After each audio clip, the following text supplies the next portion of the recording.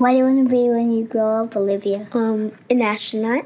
I want to be a fashion designer. A basketball player. I want to be an actor. A doctor. A teacher. A chef. An artist. What do you want to be when you grow up? A mermaid. Do you know what a computer programmer is? Yeah, no. No. No. I think it's something that has codes and is able to decode a mystery. I think that they... Wait, what?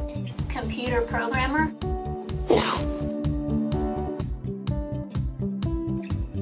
Nowadays, just about everything requires some form of programming. So, what is it?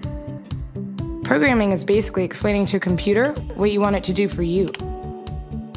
When you're programming, you're teaching possibly the stupidest thing in the entire universe, a computer, how to do something. Programming is one of the only things in the world that you can do where you can sit down and just make something completely new from scratch, you know, whatever you want. It's really not unlike kind of playing an instrument or something, or playing a sport.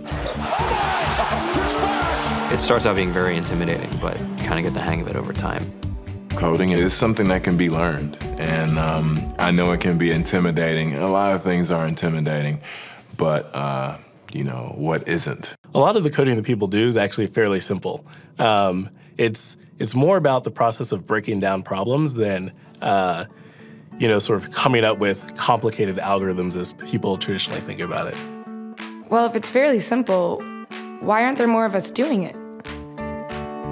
Over the next 10 years, there will be 1.4 million jobs in computer science, and only about 400,000 grads qualified for those jobs. That's a shortage of 1 million people. So, how do you start?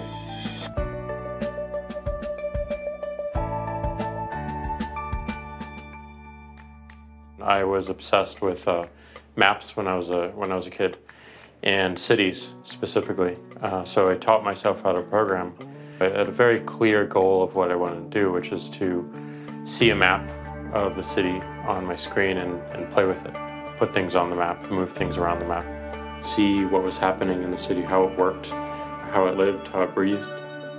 The best early thing was actually using software to decide when the classes in my school would meet, and that put me in a position to decide which girls were in my class.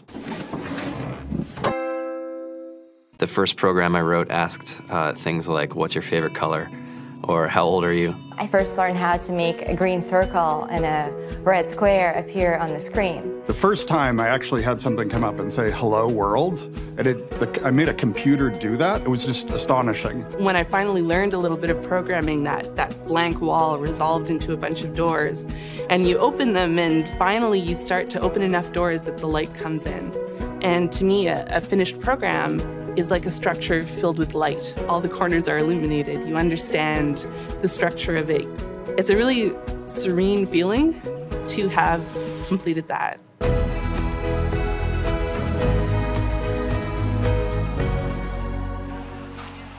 It took me some time to realize that creating things with your hands or creating code, creating programs, is just a different way to express creativity. I think right now there's a big emergence of the culture of making. People who make their own scarves and hats, people who write their own apps. Now it's just limited by your imagination and sort of what kinds of ideas what kind of understanding can you build into the computer so that it can do these things that were previously impossible.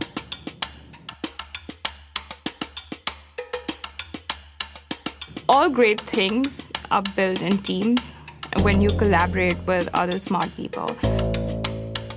You're testing your ideas, you're stimulating each other. That's what makes us successful. It's not some flash of brilliance by somebody who then codes 24 hours a day for 3 weeks. It's what happened. The magic happens when we're all on the same page, collaborating and building something together.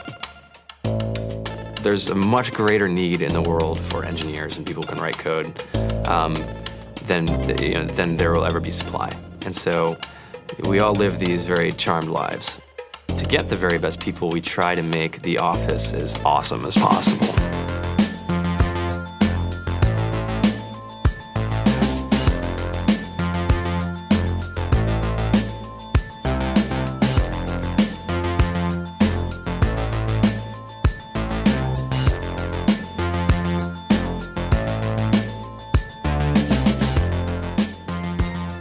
have a fantastic chef, Free food, breakfast, lunch, and dinner.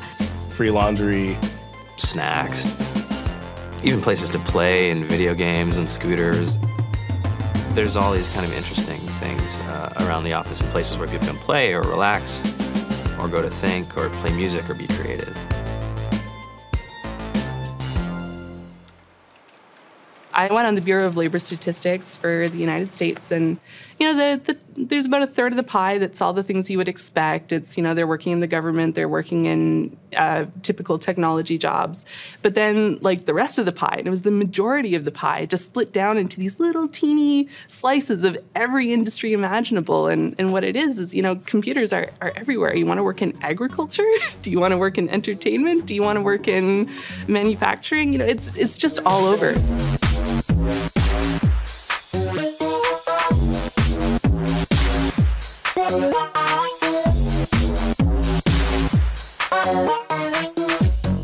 Here we are, 2013. We all depend on technology to communicate, to bank, information, and none of us know how to read and write code. So you guys, what else? Who else has an idea of what we can change with our programming? What else can we do? Tiffany?